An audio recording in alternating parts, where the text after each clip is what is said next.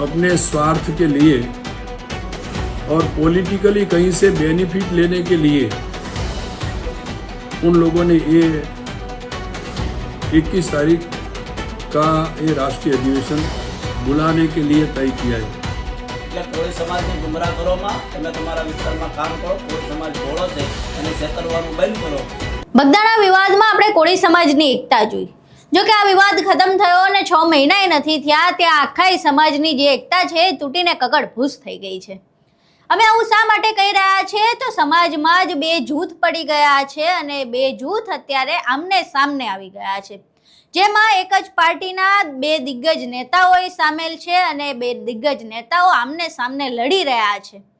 સમાજના નામે નેતાઓ લડી રહ્યા છે અને શા માટે લડી રહ્યા છે તમામ વિશે વિગતે ચર્ચા કરવી છે। નમસ્કાર, તમે જોઈ રહ્યા છો ચક્રવાત ન્યૂઝ, હું આપની સાથે હેમંત।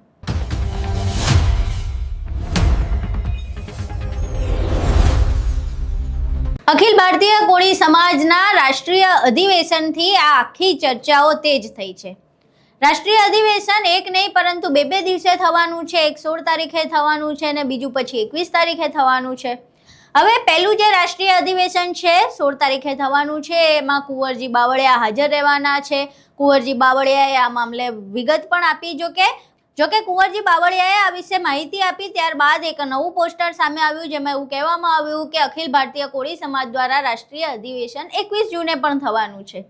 હવે આ બંને પોસ્ટર સામે આવ્યા બાદ કુંવરજી બાવળિયાની પ્રતિક્રિયા સામે આવી છે। કુંવરજી બાવળિયાએ આ સમગ્ર ઘટના વિશે વાત કરી છે અને કહ્યું છે કે અમુક લોકો છે જે રાજકીય લાભ માટે સમાજનો હાથો બનાવે છે અને સમાજનો ઉપયોગ કરે છે। તેમણે અમુક લોકો કહીને નામ આપ્યા વગર પ્રહાર કર્યા છે।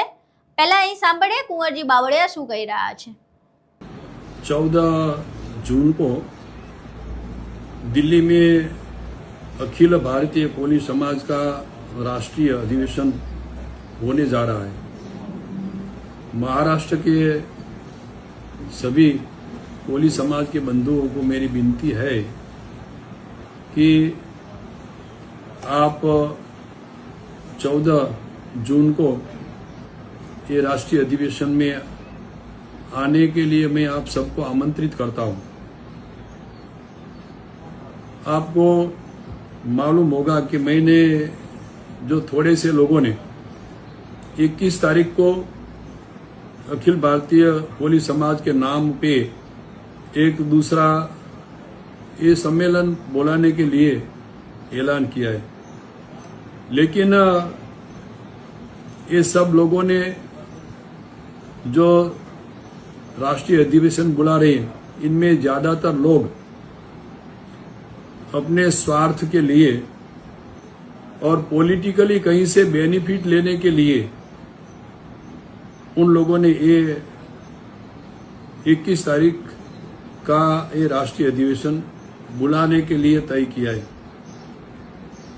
उन सब लोगों ने, इनमें से कई लोग ऐसे हैं कि कई सालों से ये राष्ट्रीय संगठन में, अखिल भारतीय कोली समाज के राष्ट्रीय संगठन में शामिल है, लेकिन आज तक समाज के लिए कुछ नहीं किया।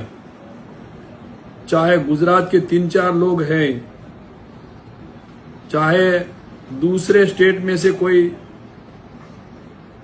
मध्य प्रदेश में से या दिल्ली में से कोई समाज के अखिल भारतीय कोली समाज का ये राष्ट्रीय अधिवेशन बुलाने के लिए ये सब ने तय किया है, लेकिन उन लोगों ने आज तक कोली समाज के लिए उन्होंने कुछ नहीं किया। वो तो आप सबको भी मालूम है। और ये जो युवा अखिल भारतीय कोली समाज के युवा अध्यक्ष बनके गुजरात के हमारा कोई प्रतिनिधि महाराष्ट्र में आए थे, लेकिन मुझे आप सबको ये जानकारी देना है कि अखिल भारतीय कोली समाज के इस संविधान में आज तक युवा और महिलाओं को शामिल करने के लिए ये पुराने जो लोग हैं उन्होंने अब तक विरोध ही किया है। युवाओं को, महिलाओं को शामिल करने के लिए वो तो तैयार थे ही नहीं। जब मुझे अखिल भारतीय कोली समाज का राष्ट्रीय अध्यक्ष की जिम्मेदारी दी, उस टाइम से मैंने युवा और महिलाओं को शामिल करने का पूरा प्रयास किया है। इसीलिए आप सब संगठन के साथ जुड़े हुए कोली समाज के बंधु सबको विनती है कि आप ये 14 जून को खास करके प्रमुख लोग जो हमारे साथ जुड़े हुए उन सबको आमंत्रित करने के लिए मैं वहीं का जो महाराष्ट्र का लखेपुरिया जी है उनकी अध्यक्षता में 15-20 लोग वहां आने के लिए मैं उनको आमंत्रित करता हूं। फिर से 14 जून ये हमारा राष्ट्रीय अधिवेशन, ये मूल अखिल भारतीय कोली समाज का ये अधिवेशन है। मुझे भी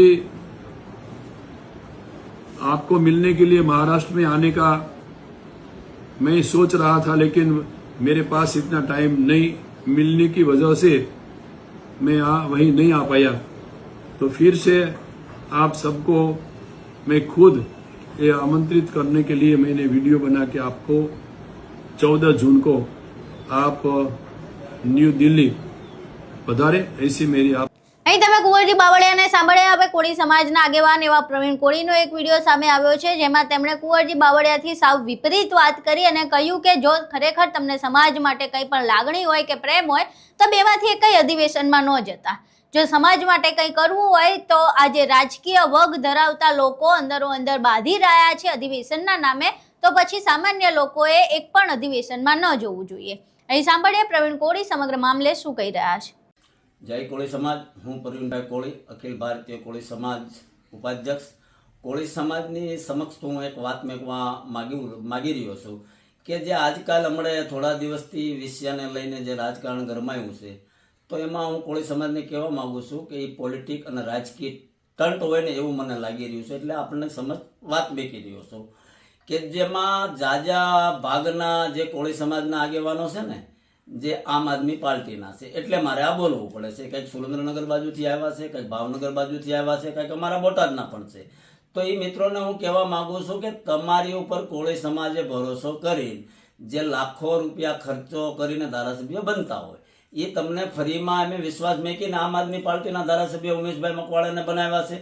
એ વ્યક્તિ આજની તારીખમાં કોળી સમાજના આટલા અન્યાય થયા, આટલી વસ્તુથી કોઈનો ફોન નથી ઉપાડતા, કોળી સમાજનું કાંઈ પણ કામ હોય તો પણ નથી આવતા।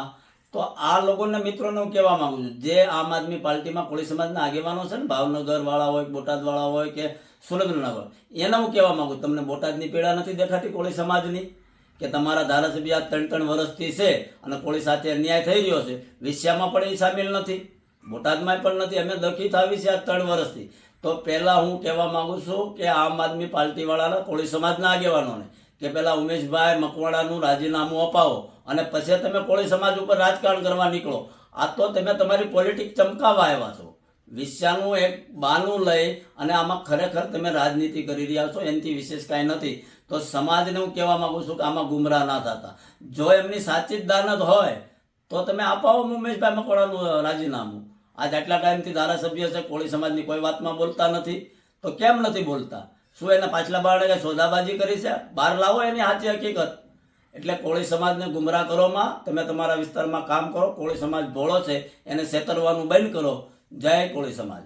અહીં તમે કુંવરજી બાવળિયાને પણ સાંભળ્યા અને કોળી સમાજના આગેવાન એવા પ્રવીણ કોળીને પણ સાંભળ્યા। હવે સ્પષ્ટ રીતે જે કુંવરજી બાવળિયા છે તેમણે મગનું નામ મરી નથી પાડ્યું કે તેમણે કોના ઉપર વાત કરી રહ્યા છે, પરંતુ દેખીતી રીતે આપણે જોઈ શકીએ છીએ કે ગુજરાતના રાજકારણમાં ખાસ કરીને ભાજપમાં કોળી સમાજના 2 નેતાઓના જૂથ પડી ગયા છે।